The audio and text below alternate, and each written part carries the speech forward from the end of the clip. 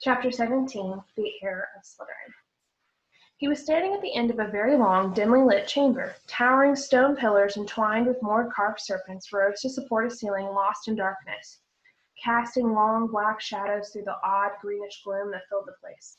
His heart beating very fast, Harry stood listening to the chill silence. Could the basilisk be lurking in a shadowy corner, behind a pillar? And where was Ginny? He pulled out his wand and moved forward between the serpentine columns. Every careful footstep echoed loudly off the shadowy walls. He kept his eyes narrowed, ready to clamp them shut at the smallest slight of movement. The hollow eye sockets of the stone snake seemed to be following him. More than once, with a jolt of the stomach, he thought he saw one stir. Then, as he drew level with the last pair of pillars, a statue, high as the chamber itself, loomed into view, standing against the back wall. Harry had to crane his neck to look up into the giant face above.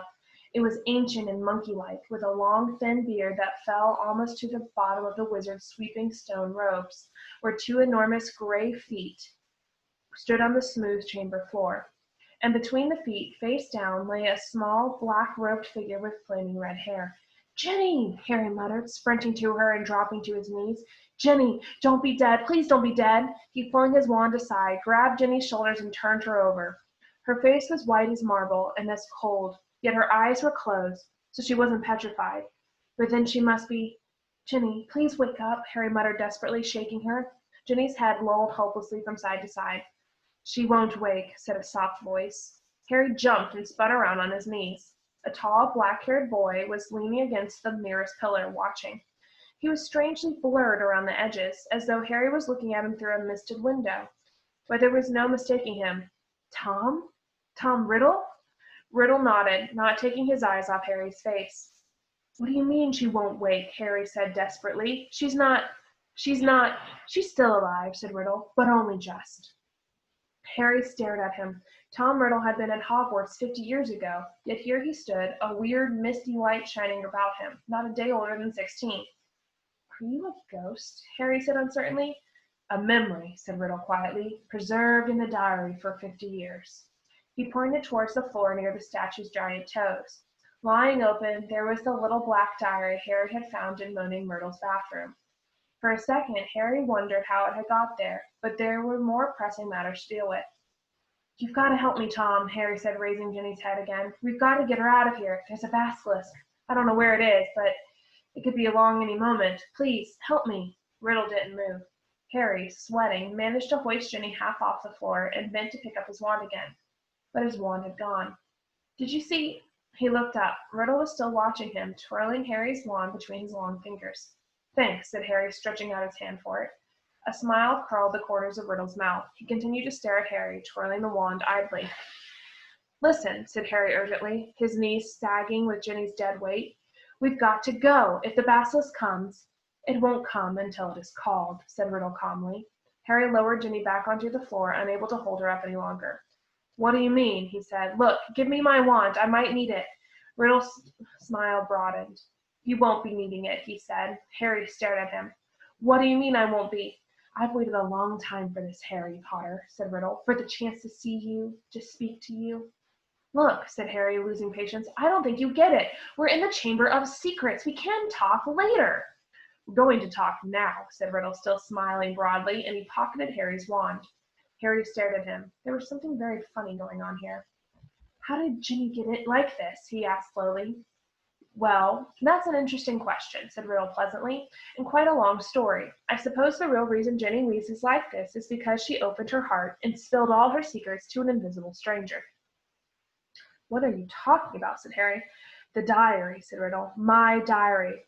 Little Ginny's been writing in it for months and months, telling me all her pitiful worries and woes, how her brothers teased her, how she had to come to school with second-hand robes and books, how," Riddle's eyes glinted, "how she didn't think famous, good, great Harry Potter would ever like her." All the time he spoke, Riddle's eyes never left Harry's face. There was an almost hungry look in them. "It's very boring, having to listen to the silly little troubles of an 11-year-old girl," he went on. "But I was patient. I wrote back. I was sympathetic. I was kind. Ginny simply loved me. No one's ever understood me like you, Tom. I'm so glad I've got this diary to confide in. It's like having a friend I can carry around in my pocket." Riddle laughed, a high, cold laugh that didn't suit him. It made the hair stand up on the back of Harry's neck. If I say it myself, Harry, I've always been able to charm the people I needed. So Ginny poured out her soul to me, and her soul happened to be exactly what I wanted.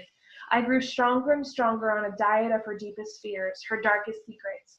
I grew powerful, far more powerful than little Miss Weasley, powerful enough to start feeding Miss Weasley a few of my secrets, to start pouring a little of my soul back into her. What do you mean? Said Harry, whose mouth had gone dry. Haven't you guessed yet, Harry Potter? Said Riddle softly. Ginny Weasley opened the Chamber of Secrets. She strangled the school roosters and daubed threatening messages on the walls. She set the serpent of Slytherin on 4 mudbloods and the squib's cat. No, Harry whispered. Yes, said Riddle calmly. Of course, she didn't know what she was doing at first. It was very amusing. I wish you could have seen her new diary entries. Far more interesting. They became, Dear Tom, he recited, watching Harry's horrified face. I think I'm losing my memory. There are rooster feathers all over my robes, and I don't know how they got there. Dear Tom, I can't remember what I did on the night of Halloween, but a cat was attacked and I've got paint all down my front. Dear Tom, Percy keeps telling me I'm pale and I'm not myself. I think he suspects me. There was another attack today and I don't know where I was. Tom, what am I going to do? I think I'm going mad. I think I'm the one attacking everyone, Tom. Harry's fists were clenched, the nails digging deep into his palms. It took a very long time for stupid little Ginny to stop trusting her diary, said Riddle, but she finally became suspicious and tried to dispose of it. And that's where you came in, Harry. You found it, and I couldn't have been more delighted. Of all the people who could have picked it up, it was you, the very person I was most anxious to meet. And why did you want to meet me? Said Harry. Anger was coursing through him, and it was an effort to keep his voice steady. Well, you see, Ginny told me all about you, Harry, said Riddle, your whole fascinating history. His eyes roved over the lightning scar on Harry's forehead, and his expression grew hungrier.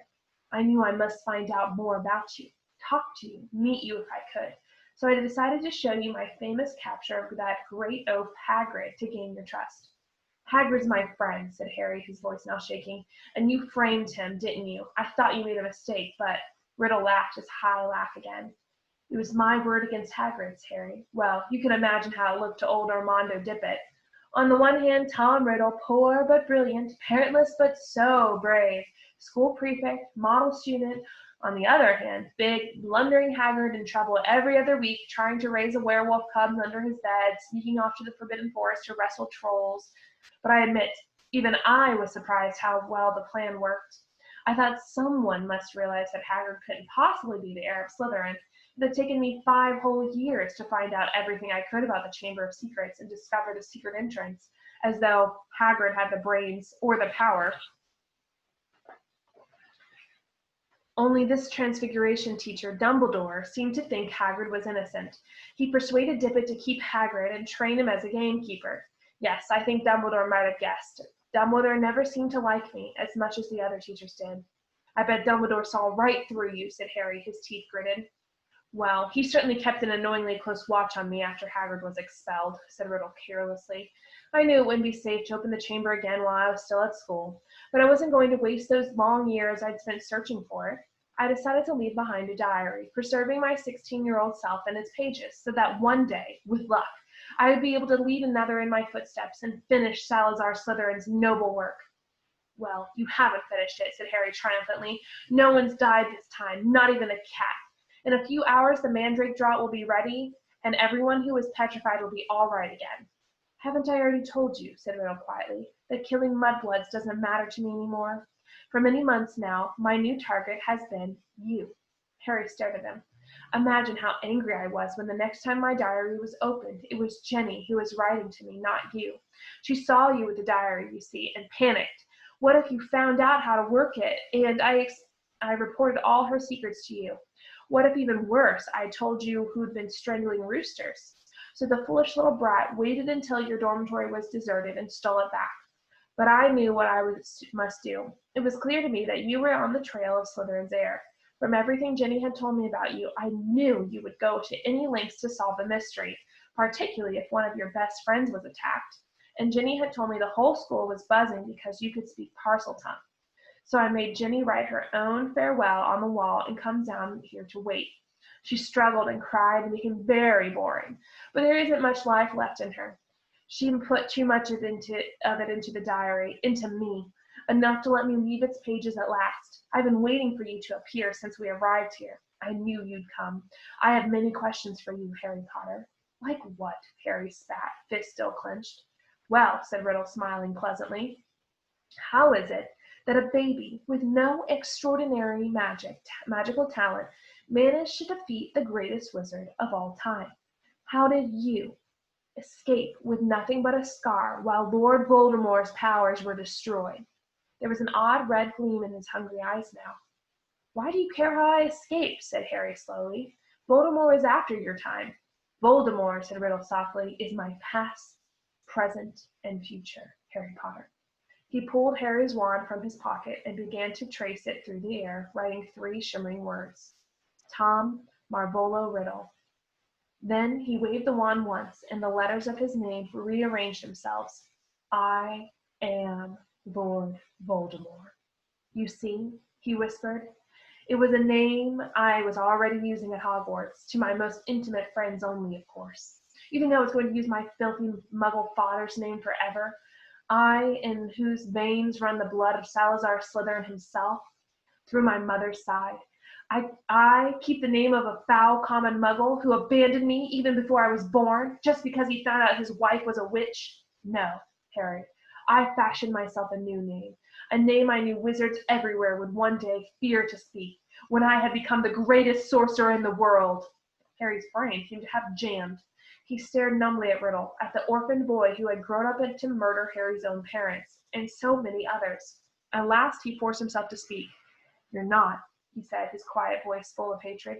Not what? Snapped Riddle. Not the greatest sorcerer in the world, said Harry, breathing fast. Sorry to disappoint you and all that, but the greatest wizard in the world is Albus Dumbledore. Everyone says so. Even when you were strong, you didn't dare try and take over at Hogwarts. Dumbledore saw through you when you were at school, and he still frightens you now, wherever you're hiding these days. The smile had gone from Riddle's face, to be replaced by a very ugly look. Dumbledore has been driven out of the castle by the mere memory of me, he hissed. He's not as gone as you might think, Harry retorted. He was speaking at random, wanting to scare Riddle, wishing rather than believing it to be true. Riddle opened his mouth, but froze. Music was coming from somewhere. Riddle whirled around to stare down the empty chamber. The music was growing louder. It was eerie, spine-tingling, unearthly. It lifted the hair on Harry's scalp and made his heart feel as though it was swelling to twice its normal size.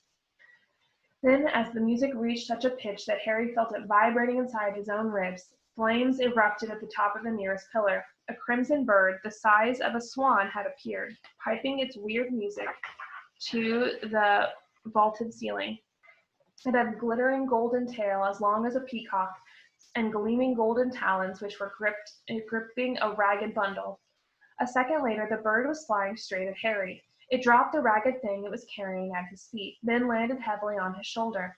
As it folded its great wings, Harry looked up and saw it had a long, sharp, golden beak and beady black eyes.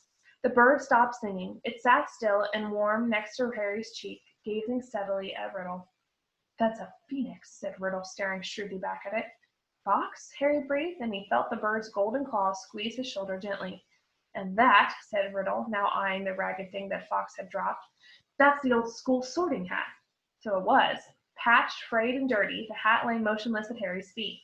Riddle began to laugh again. He laughed so hard that the dark chamber rang with it, as though the 10 Riddles were laughing at once. This is what Dumbledore sends his defender, a songbird in an old hat. Do you feel brave, Harry Potter? Do you feel safe now? Harry didn't answer.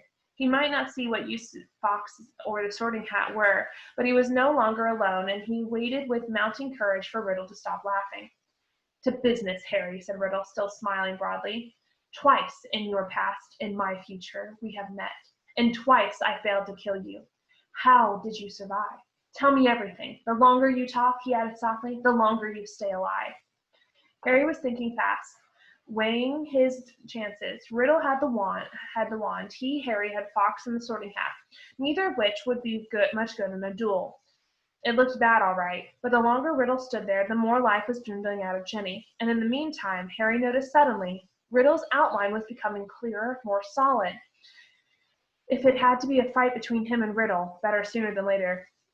No one knows why you lost your powers when you attacked me, said Harry abruptly. I don't know myself, but I know why you couldn't kill me, because my mother died to save me. My common, muggle-born mother, he added, shaking with suppressed rage. She stopped you killing me, and I've seen the real you. I saw you last year. You're a wreck. You're barely alive. That's where all your power got you. You're in hiding. You're ugly. You're foul. Riddle's face contorted. Then he forced it into an awful smile. So, your mother died to save you. Yes, that's a powerful counter-charm. I can see now. There is nothing special about you after all. I wondered, you see, because there are strange likenesses between us. Harry Potter, even you must have noticed. Both half-bloods, orphans, raised by muggles, probably the only two Parselmouths to come to Hogwarts since the great Slytherin himself. We even look something alike. But after all, it was merely a lucky chance that saved you from me. That's all I wanted to know. Harry stood tense, waiting for Riddle to raise his wand, but Riddle's twisted smile was widening again. Now, Harry, I'm going to teach you a little lesson. Let's match the powers of Lord Voldemort, heir of Salazar Slytherin, against famous Harry Potter and the best weapons Dumbledore can give him. He cast an amused eye over Fawkes in the Sorting Hat, then walked away. Harry's fear spreading up his numb legs, watched Riddle stop between the high pillars and look up into the stone face of Slytherin, high above him in the half-darkness. Riddle opened his mouth wide and hissed, but Harry understood what he was saying. Speak to me, Slytherin, greatest of the Hogwarts Four. Harry wheeled around to look up at the statue, Fawkes swaying on his shoulder. Slytherin's gigantic stone face was moving. Horror-struck, Harry saw his mouth opening wider and wider to make a huge black hole, and something was stirring inside the statue's mouth. Something was slithering up from its depths. Harry backed away until he hit the dark chamber wall, and as he shut his eyes tight, he felt Fawkes's wings sweep his cheek as he took flight. Harry wanted to shout, "Don't leave me!" But what chance did a phoenix have against the King of Serpents? Something huge hit the stone floor of the chamber. Harry felt it shudder. He knew what was happening. He could sense it. He could almost see the giant serpent uncoiling itself from Slytherin's mouth. Then he heard Riddle's hissing voice. Kill him. The basilisk was moving towards Harry. He could hear its heavy body slithering ponderously across the dusty floor. Eyes still tightly shut, Harry began to run blindly sideways, his hands outstretched, feeling his way. Riddle was laughing. Harry tripped. He fell hard onto the stone and tasted blood. The serpent was barely feet from him. He could hear it coming. It was a loud, explosive spitting sound right above him, and then something heavy hit Harry so hard that he was smashed against the wall. Waiting for fangs to sink through his body, he heard more mad hissing, something thrashing wildly off the pillars. He couldn't help it. He opened his eyes wide enough to squint at what was going on. The enormous serpent, bright poisonous green, thick as an oak trunk, had raised itself high in the air, and its great blunt head was weaving drunkenly between the pillars. As Harry trembled, ready to close his eyes if it turned, he saw what had distracted the snake. Fawkes was soaring around its head, and the basilisk was snapping furiously at him, with fangs long and thin as sabers. Fawkes dived, his long golden beak sank out of sight as a sudden shower of dark blood spattered the floor. The snake's tail thrashed, narrowly missing Harry, and before Harry could shut his eyes, it turned. Harry looked straight into its face and saw that its eyes, both its great, bulbous yellow eyes, had been punctured by the phoenix. Blood was streaming to the floor, and the snake was spitting in agony. "No!" Harry heard Riddle screaming. "Leave the bird! Leave the bird! The boy is behind you! You can still smell him! Kill him!" The blinded serpent swayed, confused, still deadly. Fawkes was circling its head, piping its eerie song, jabbing here and there at the basilisk's scaly nose as the blood poured from its ruined eyes. "Help me," Harry muttered wildly. "Someone, anyone!" The snake's tail whipped across the floor again. Harry ducked. Something soft hit his face. The basilisk had swept the Sorting Hat into Harry's arms. Harry seized it. It was all he had left, his only chance. He rammed it onto his head and threw himself flat onto the floor as the basilisk's tail swung over him again. Help me, Harry thought, his eyes screwed tight under the hat. "Please help me." There was no answering voice. Instead, the hat contracted as though an invisible hand was squeezing it very tightly. Something very hard and heavy thudded onto the top of Harry's head, almost knocking him out. Stars winking in front of his eyes, he grabbed the top of the hat to pull it off and felt something long and hard beneath it. A gleaming silver sword had appeared inside the hat, its handle glittering with rubies the size of eggs. "Kill the boy! Leave the bird! The boy is behind you! Sniff! Smell him! Harry was on his feet, ready. The basilisk's head was flailing, its body coiling around, hitting pillars as it twisted to face him. He could see the vast, bloody eye sockets, see the mouth stretching wide, wide enough to swallow him whole, lined with fangs long as his sword, thin, glittering, venomous. It lunged blindly. Harry dodged, and it hit the chamber wall. It lunged again, and its forked tongue lashed Harry's side. He raised the sword in both his hands. The basilisk lunged again, and this time its aim was true. Harry threw his whole weight behind the sword and drove it into the hilt, into the roof of the serpent's mouth. But as warm blood drenched Harry's arms, he felt a searing pain just above his elbow. One long, poisonous fang was sinking deeper and deeper into his arm, and it splintered as the basilisk keeled over sideways and fell, twitching to the floor. Harry slid down the wall. He gripped the fang that was spreading poison through his body and wrenched it out of his arm, but he knew it was too late. White-hot pain was spreading slowly and steadily from the wound. Even as he dropped the fang and watched his own blood soaking his robes, his vision went foggy. The chamber was dissolving in a whirl of dull color. A patch of scarlet swam past, and Harry heard a soft clatter of claws beside him.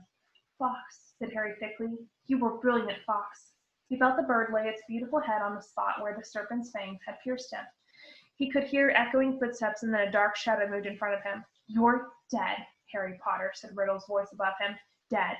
Even Dumbledore's bird knows it. Do you see what he's doing, Potter? He's crying." Harry blinked. Fox's head slid in and out of focus. Thick, pearly tears were trickling down the glossy feathers. "I'm going to sit here and watch you die, Harry Potter. Take your time. I'm in no hurry." Harry felt drowsy. Everything around him seemed to be spinning. "So ends the famous Harry Potter," said Riddle's distant voice. "Alone in the Chamber of Secrets, forsaken by his friends, defeated at last by the Dark Lord he so unwisely challenged. You'll be back with your dear mudblood mother soon, Harry. She bought you 12 years of borrowed time, but Lord Voldemort got you in the end, as you knew he must." "If this is dying," thought Harry, "it's not so bad. Even the pain was leaving him." But was he dying? Instead of going black, the chamber seemed to be coming back into focus. Harry gave his head a little shake, and there was Fox, still resting his head on Harry's arm. A pearly patch of tears was shining all around the wound, except that there was no wound. "Get away, bird," said Riddle's voice suddenly. "Get away from him! I said get away!" Harry raised his head. Riddle was pointing Harry's wand at Fox. There was a bang like a gun, and Fox took flight again in a whirl of gold and scarlet. There's a picture of Harry fighting the snake. There's Fox. "Phoenix tears," said Riddle quietly, staring at Harry's arm. "Of course. Healing powers. I forgot." He looked into Harry's face. "But it makes no difference. In fact, I prefer it this way. Just you and me, Harry Potter. You and me." He raised the wand. Then in a rush of wings, Fox soared back overhead, and something fell into Harry's lap. The diary. For a split second, both Harry and Riddle's, wand still raised, stared at it. Then, without thinking, without considering, as though he had meant to do it all along, Harry seized the basilisk fang on the floor next to him and plunged it straight into the heart of the book. There was a long, dreadful, piercing scream. Ink spurted out of the diary in torrents, streaming over Harry's hands, flooding the floor. Riddle was writhing and twisting, screaming and flailing, and then he had gone.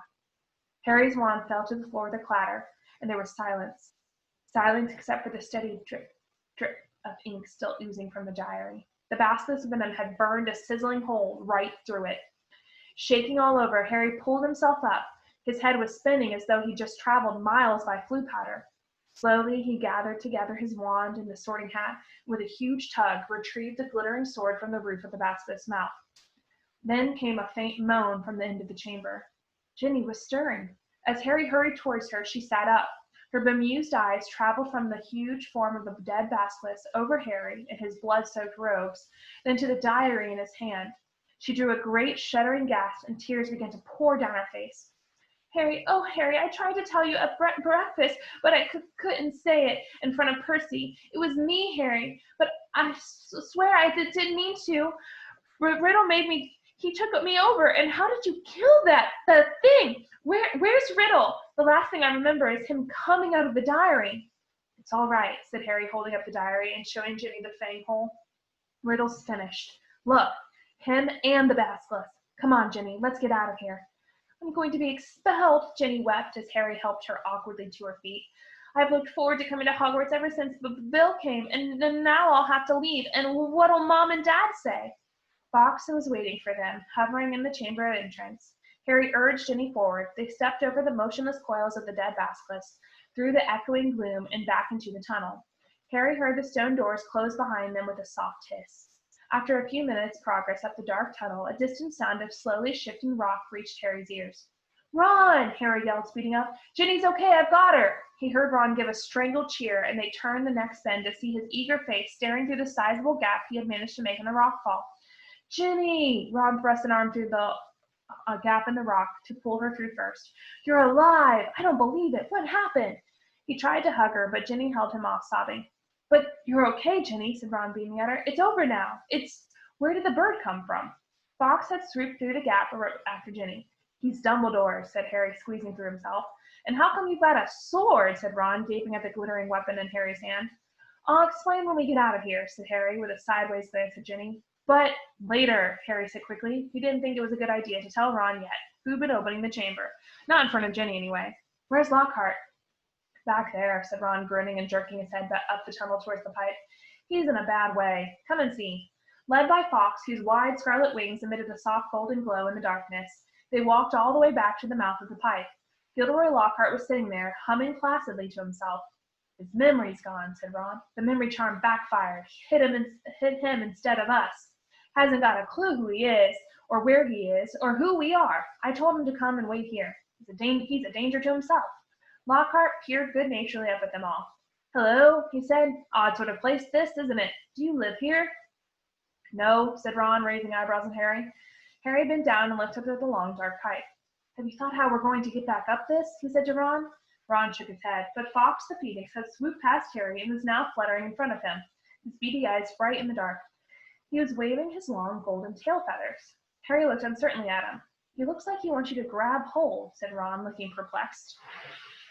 "But you're much too heavy for a bird to pull you up. There." "Fox," said Harry, "isn't an ordinary bird." He turned quickly to the others. "We've got to hold on to each other. Ginny, grab Ron's hand. Professor Lockhart?" "He means you," said Ron sharply to Lockhart. "You hold Ginny's other hand."